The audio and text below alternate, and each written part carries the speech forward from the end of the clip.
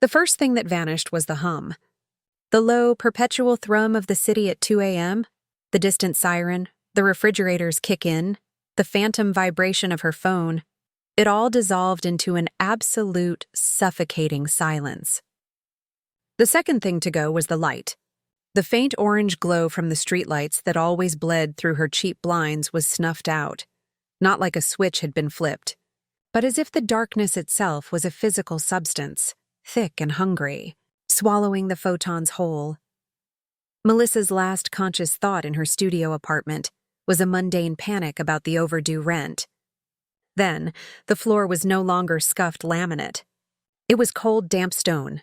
The air no longer smelled of stale takeout and lavender plug-ins. It smelled of wet earth, of rot, of old copper, and of something else.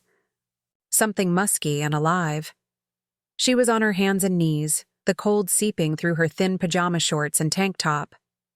A violent, wrenching shudder ran through her, and she vomited onto the stone floor, a pathetic offering of cheap wine and instant noodles. Her head pounded, a deep rhythmic throbbing behind her eyes that felt less like a headache and more like a drumbeat signaling her arrival. As her eyes adjusted, she saw she was in a cell. Rough-hewn stone walls wept a slimy, phosphorescent moss that provided the only light, a sickly greenish blue that made her skin look corpse-like. A heavy iron door, rusted and studded with bolts, was set into one wall. There was no window, only a small grated hole at the bottom of the door. "Hello?" Her voice was a reedy croak, swallowed by the oppressive silence. "No echo, just absorption," a sound answered. Not from the door, but from the corner of the cell she had initially missed. A wet, rhythmic scraping. She squinted, her heart seizing in her chest. A shape detached itself from the shadows. It was humanoid, but wrong. Its limbs were too long, too thin, its skin a translucent gray, stretched taut over a skeletal frame. It had no eyes, just smooth, blank skin where they should be.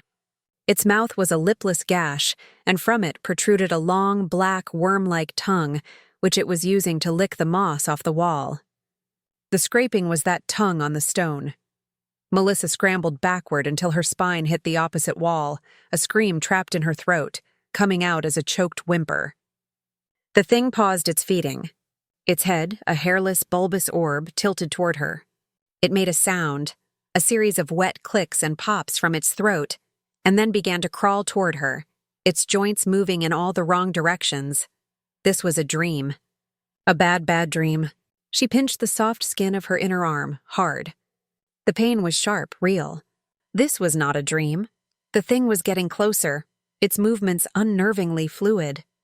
Its tongue retracted, then unspooled again, longer this time, probing the air inches from her bare foot. It was cold, that probe, like a slug's trail. "Get away!" she shrieked, kicking out blindly.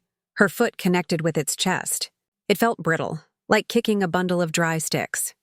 The thing let out a hiss, a sound of pure malice, and scuttled back, but it didn't seem hurt. Just annoyed. It resumed its position by the wall and went back to licking the moss, its head still tilted in her direction. Melissa drew her knees to her chest, trembling uncontrollably. Hours or maybe minutes. Time was a meaningless concept here, passed. She drifted in and out of a terrified haze, the eyeless thing her only companion. Then a new sound. Boots. Heavy, clanging footfalls on stone outside. A jangle of keys, the screech of metal on metal as a bolt was thrown back. The iron door groaned open. A man stood silhouetted in the doorway. He was tall and broad, clad in mismatched pieces of leather and rusted plate armor. His face was scarred, one eye milky white, the other a piercing, unnervingly blue. He held a torch that burned with a foul, greasy smoke. "New meat," he grunted, his voice like grinding gravel. He looked past her to the moss licker. "Feeding time's over, Skitter." "Boss wants to see the fresh one."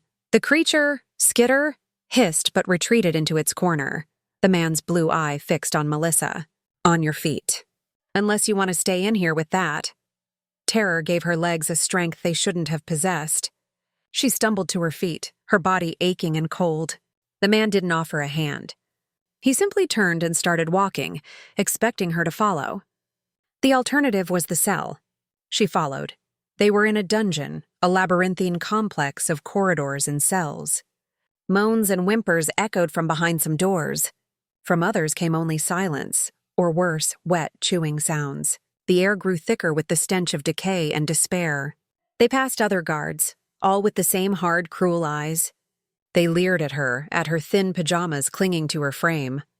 "Nice rags," one of them sneered, reaching out to grab her arm. His fingers were calloused and dirty. Her escort, whose name she would later learn was Kale, smacked the man's hand away with the hilt of his sword. "Boros's prize. Touch her and he'll feed you to the weepers." The man paled and backed off. They ascended a winding staircase, leaving the worst of the dungeon's stench behind, only to be replaced by the smell of sweat, smoke, and roasting meat. The sounds changed too. The clang of a blacksmith's hammer, raised voices, laughter that had no joy in it. They emerged into a vast, cavernous hall. It was a fortress, built into the side of a mountain, its ceiling lost in shadow. A massive, jagged throne carved from a single blackened bone sat on a dais at the far end. The hall was filled with people, if they could be called that. There were more humans like Kale, rough and armed, but there were other things too. Hulking brutes with tusks and mottled green skin, slender, gray-skinned figures with too many fingers and eyes that glowed like embers. It was a court of monsters, and on the throne sat their king. Boros was immense, a mountain of pale, corpulent flesh draped in robes of what looked like stitched-together human skin, the tattoos and scars of their original owners still visible. His head was bald, his face a mask of jowly flesh, but his eyes were small, black, and intelligent, gleaming with a predatory light. In one meaty hand, he held a goblet made from a polished human skull. Kale shoved Melissa forward and she stumbled, falling to her knees on the cold stone before the dais. "A new little bird," Boros's voice boomed, filling the hall. It was a deep, wet sound, like stones tumbling in a bog. Fallen from a different tree, I'm told. "The weave is thin here, little bird. Things slip through." He took a sip from his skull goblet, red wine dribbling down his chin like blood. "What is your name?" Melissa's voice was gone. She could only stare, her mind a white canvas of terror. Boros smiled, a horrifying stretch of his lips that revealed pointed yellow teeth. "No matter. We'll call you Lark, for now. You have a use. The weave that is not recognizes you. It pulled you here. That makes you a key," he gestured with his goblet. "The world outside this mountain is uncooperative. The gloom is deep, and the things that rule it do not bow to me. Yet. But you, little Lark, you can walk paths we cannot. You can go to places that would drive my best hunters mad." He leaned forward, his bulk creaking. "You will serve me. You will fetch things for me. And in return you will not be fed to the Skitters or given to my men for their sport. Yet. It wasn't a request. It was a statement of fact. Her life, her very being, had been instantly and utterly repurposed. She was taken from the hall by a different guard, a hulking brute who didn't speak, only grunted and pointed. She was given new clothes, rough-spun, scratchy trousers and a tunic, and thrown into a small, bare room with a straw pallet and a bucket. It was marginally better than the cell. The door was locked from the outside. Days bled into a week, then 2. Her existence became a cycle of terror and exhausting servitude. Kale was her primary handler. He was a man of few words, his cruelty a practical, efficient thing, not born of sadism but of utter indifference. He taught her, in his own way, about this world. It was called the Gloom, a perpetual twilight realm where the sun was a forgotten myth, and the only light came from the feeble phosphorescent flora, the fires of its monstrous inhabitants and the occasional, terrifying rift in the sky that pulsed with sickly colors. The fortress was Boros's seat, one of the few bastions of what passed for order in this chaotic hellscape. Her use was soon made terrifyingly clear. Boros had a map, drawn on a stretched piece of leathery hide. It showed the terrain around the seat, the fungal forests, where walking mushrooms released paralyzing spores, the charnel pits, where mountains of bones shifted and whispered, the river of screams, whose waters were the condensed anguish of the damned. and there were places marked on the map that were blurry, hazy, areas where the fabric of the gloom was thin, where it touched other worlds. These were the places only Melissa could go. The weave that is not, the cosmic force that had pulled her here, acted as a shield for her, allowing her to cross these boundaries where others would be unmade or driven insane. Her first mission was to retrieve a sorrow blossom from the edge of the Whispering Woods. Kale and 2 other guards, a wiry, nervous man named Rorik and the Silent Brute, Grunt, escorted her to the boundary. The air shimmered like a heat haze, and beyond it, the woods looked different. The trees were straighter, their leaves a vibrant, impossible green. The sounds were of normal birds, normal wind. "Go on," Kale said, shoving her forward. "The flower is silver with a black center. You have until the count of 500. Then we leave." Melissa fought too.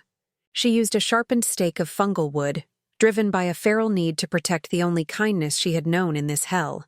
She stabbed a man in the neck as he tried to drag a young Spore-Kin girl away. He gurgled and fell, his blood shockingly red against the green and blue glow of the village. But it was a slaughter. She saw Mycel, the ancient leader, cut down by a brute with a cleaver. She saw the beautiful woven structures set ablaze, the gentle Spore-Kin screaming as they were burned or cut apart. Through the smoke and chaos, she saw him, Boros. He had come himself, drawn by the rumor of a stable, thin spot the Spore-Kin protected. He stood at the center of the village, a colossus of destruction, his skin robe smoldering. In his hand, he held not his skull goblet, but a massive, cruel-looking flail. Their eyes met across the burning glade. "The little lark," he boomed, a smile spreading across his face. "Come home to roost. And you've led me to such a lovely new cage." Rage, hot and pure, erupted in Melissa's chest. It burned away the fear, the trauma, the despair. This monster had taken everything from her. Her world, her body, her spirit, and now this last fleeting glimpse of peace. She didn't think. She ran at him, her makeshift spear held high. It was a suicide charge. Boros laughed, a sound of genuine amusement, and swung his flail. The spiked ball, larger than her head, whistled through the air. She ducked under it, the wind of its passage ruffling her hair. She was small, fast, fueled by hatred. She lunged, driving the spear toward his bulging gut. The point sank in, but only an inch. It was like stabbing a truck tire. Boros grunted, more in annoyance than pain. He backhanded her with his free hand. The world exploded in white light. She felt her cheekbone crack. She was flung through the air, landing in a heap near the burning husk of Mycel's dwelling. She tried to push herself up, but her body wouldn't obey. Boros walked toward her, pulling the fungal spear from his belly and tossing it aside. "Spunky, I like that. It'll make breaking you more fun." He loomed over her, his shadow swallowing her whole. This was it. This was the end. She had failed. She would be dragged back to the seat, to a life of servitude and violation, until she was finally used up and discarded. But as she lay there, broken and defeated, something inside her shifted. It was the weave that is not, the force that had brought her here. She had always been a passive key, a thing that was acted upon. But in this moment of absolute extremity, with death and a fate worse than death staring her down, she stopped being a key. She became a lockpick. She didn't understand how.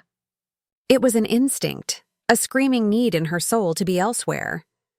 She didn't want to just cross a thin spot. She wanted to tear a new one. She focused on Boros, on his immense corrupt presence. She focused on the energy of this place, the dying screams of the Spore-Kin, the raging fire, her own white-hot hatred. She gathered it all, a storm of pain and power inside her, and she pushed. The air around Boros began to shimmer, not like a gentle veil, but like the surface of a boiling lake. A low hum filled the air, growing into a deafening roar. The ground trembled. Boros's smile vanished. "What are you doing?" he snarled, taking a step back. She was doing what she was made for. But not for him. For herself. The shimmer around him solidified into a crackling black rift. It wasn't a doorway to another world. It was a doorway to nothing, to the raw, chaotic stuff between worlds. The anti-place that the weave that is not held back. Tendrils of absolute blackness, shot through with screaming colors, lashed out from the rift. They wrapped around Boros's massive legs. He roared, swinging his flail, but the weapon passed through the tendrils harmlessly. They were not physical. They were existential. They began to pull him in. "No!" he bellowed, his voice filled with a terror she had never thought him capable of. He dug his heels into the earth, but he was sliding, his immense weight meaningless against this cosmic tide. The tendrils crawled up his body, and where they touched, he didn't just vanish. He unbecame. Flesh, bone, armor, all of it unraveling into static and screams, being erased from reality itself. He looked at her one last time, his small black eyes wide with a primal, understanding horror. Then, with a final shrieking wail that was torn into silence, he was gone. The rift snapped shut with a sound like a universe sighing. Silence fell, broken only by the crackle of the dying fires. The remaining hunters, seeing their god-king unmade, broke and fled into the forest. Melissa lay on the ground, utterly spent. The power had drained her, leaving her a hollow shell. She felt a presence beside her. It was the young Spore-Kin girl she had tried to save. The girl looked at her with her large, luminous eyes, then placed a hand on Melissa's forehead. A wave of soothing coolness spread through her, easing the pain. The survivors gathered around her. They were few. Their home was destroyed. But they were free. Weeks passed. Melissa stayed with the remnants of the Spore-Kin, helping them rebuild in a new, more hidden part of the forest. She was no longer a tool or a victim. She was their protector, the one who had unmade the unmaker. She learned to control her ability, not just as a reflex of terror, but with focus and intent. She could open small, stable rifts not to the void, but to other, safer parts of the gloom. She could feel the thin spots from miles away. One day, standing at the edge of the new village, she looked out at the perpetual twilight. The gloom was still a world of monsters and horror. It was still extreme, dark, and unforgiving. The memories of what had been done to her were scars on her soul that would never fully heal. The ghost of Kale's practical cruelty, the violation in the dark, the sight of Grunt's broken body, they were a part of her now. But she was no longer Melissa, the 23-year-old girl worried about rent. She was no longer Lark, the terrified pawn. She was the weave walker, the lockpick, the unraveler. She had been thrown into the dark, and in order to survive, she had had to become something darker, something stronger. The gloom had tried to break her, to use her, to consume her. It had failed. Now it was her turn. She took a deep breath of the foul, familiar air and took the first step on her new path. Not to find a way home. That was a naive dream from a dead girl. But to carve out a place in the horror, to become a power in the darkness. The story of the girl who teleported was over. The story of the woman who commanded the teleportation had just begun. And the gloom, in all its monstrous, terrifying glory, had no idea what was coming for it. Stepping through the shimmer was like pushing through a wall of cold gelatin. On the other side, the air was clean. It smelled of pine and damp earth. It was a world like her own. She could have run. She could have screamed for help. But to where, to who? And the thought of being left behind, trapped in this normal-looking forest with the knowledge of the gloom waiting just beyond that invisible wall, was paralyzing. She found the flower, a beautiful, delicate thing growing in a patch of sunlight. As she picked it, a wave of profound, soul-crushing sadness washed over her. She saw her mother's face, heard her laugh, and knew with utter certainty she would never see her again. Tears streamed down her face. The sorrow blossom lived up to its name. She stumbled back through the shimmer, clutching the flower, her body racked with sobs. Kale took the blossom from her without a word, sealing it in a lead-lined box. He looked at her tears with contempt. "It's just a flower. Save your weakness for when you really need it."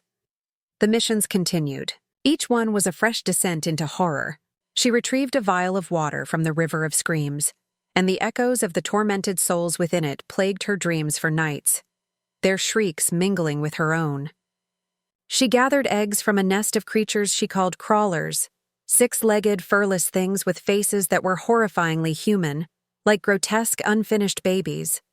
The mother crawler had returned, and Rorik, the nervous guard, had been dragged down, his screams cut short by a sound like wet twigs snapping.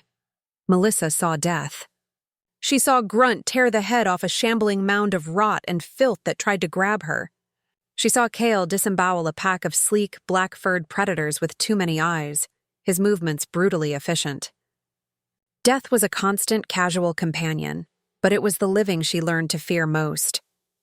One evening, after a particularly harrowing trip to the charnel pits where the bones had tried to reassemble themselves around her, she was back in her room, trying to scrape the filth from her skin with a rag and a bowl of murky water.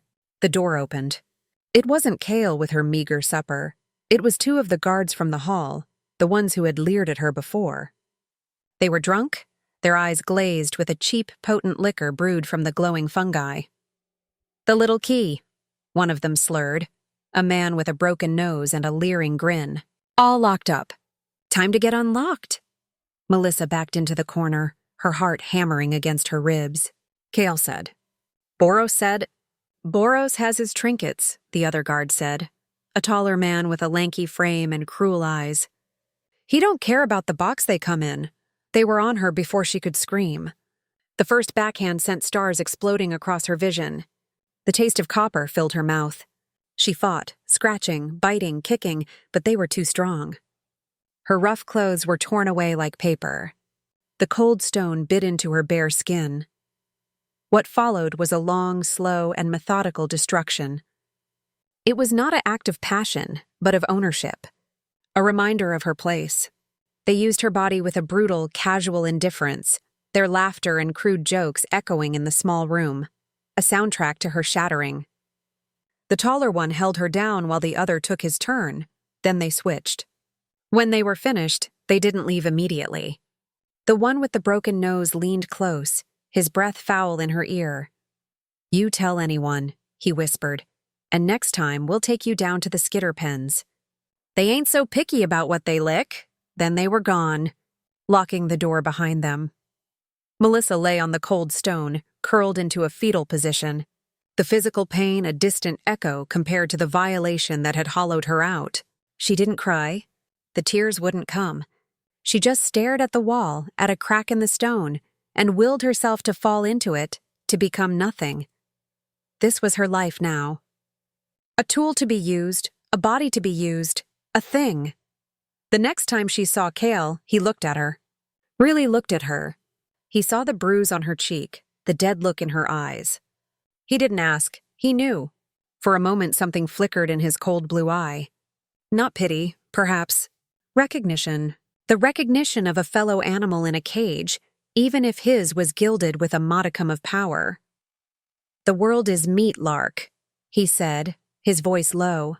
"You are meat, I am meat. Boros is just the biggest, hungriest piece of meat. Remember that. It's the only thing that's true." His words offered no comfort, but they forged a strange, grim understanding between them. He was not her friend. He was her jailer. But he was a practical jailer. Damaged goods were less useful. Her missions grew more dangerous. Boros's demands became more esoteric. He wanted a shard of obsidian from the heart of a volcano that wept black tears. He wanted the still-beating heart of a Gloom-Stalker, a creature that was little more than a shifting patch of sentient shadow. It was during the hunt for the Gloom-Stalker that things changed. They were deep in a canyon of jagged black rock, the air so thick with shadow it was like swimming in ink. Kyle held a torch, but its light seemed feeble, pushed back by the darkness. "It's here," Kyle whispered, his sword held ready. Grunt stood behind him, a massive axe in his hands. Melissa was between them, a living dowsing rod.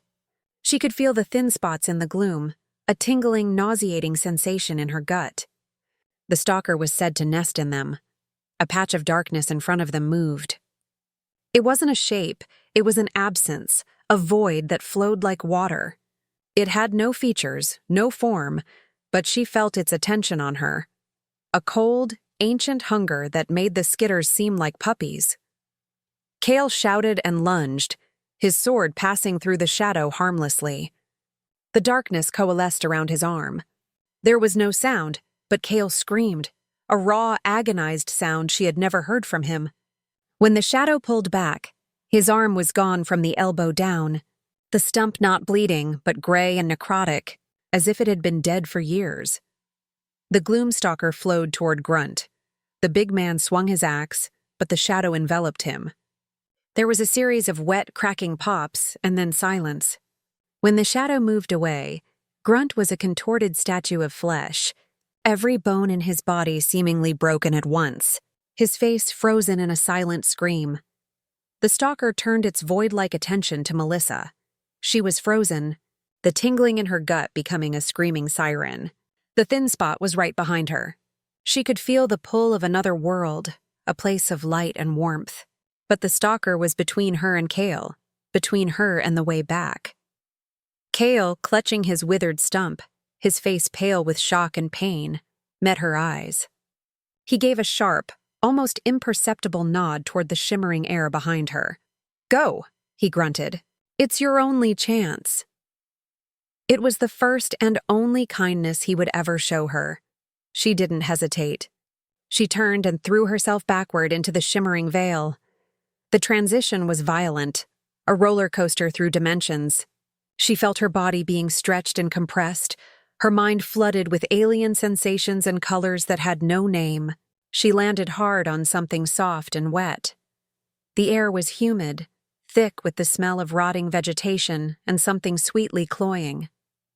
Giant, bioluminescent mushrooms, some as tall as trees, towered over her, their caps glowing in soft pinks, blues, and greens. It was beautiful, in a terrifying alien way. The fungal forests. She was alone, unarmed, and lost. For days she wandered. She drank from oily puddles, ate strange pulpy fruits that grew on the mushrooms, hoping they weren't poisonous. She avoided the larger fauna, insects the size of dogs that clicked massive mandibles, and spore-releasing fungi that made the air shimmer with hallucinogenic powder. She was on the verge of collapse when she found the settlement. It wasn't a fortress like Boros' seat. It was a village, built in and around the giant, hollowed-out stalks of the megafungi. The structures were woven from glowing vines and fungal fibers. The people here were not humans. They were tall, slender, with bark-like skin and hair that resembled fine white moss. Their eyes were large and luminous like a deer's. They found her, half dead and delirious, at the edge of their territory. They didn't kill her. They took her in. Their leader was an ancient being named Mycel. He moved with a slow, graceful economy, and his voice was like the rustle of leaves. "You are from the outside," he said, not as an accusation, but a statement of wonder. "The weave is strong in you. It has been wounded." He and his people, the Spore-Kin, tended to her wounds, both physical and psychological. They gave her a safe place to sleep, nourishing food. For the first time since arriving in the gloom, she felt a flicker of something other than terror. It was fragile, but it was there. She learned that the Spore-Kin were refugees, hiding from the larger predators of the gloom, and from warlords like Boros who saw their unique biology as a resource to be harvested. They lived in symbiosis with the forest. They communicated through subtle spore releases and gentle touches. It was a life of peace, but the gloom does not allow for peace. It was during a quiet evening, as Melissa was learning to weave a basket from glowing vines, that the alarms came, not bells, but a sudden, coordinated release of distress spores that turned the air a sharp, urgent yellow. Boros's hunters had found them. The attack was swift and merciless. Men and monsters from the seat poured into the village, torches and steel against bioluminescence and woven wood. The Spore-Kin were not warriors. They fought with a desperate grace, using spores to confuse and disorient, but they were no match for hardened killers.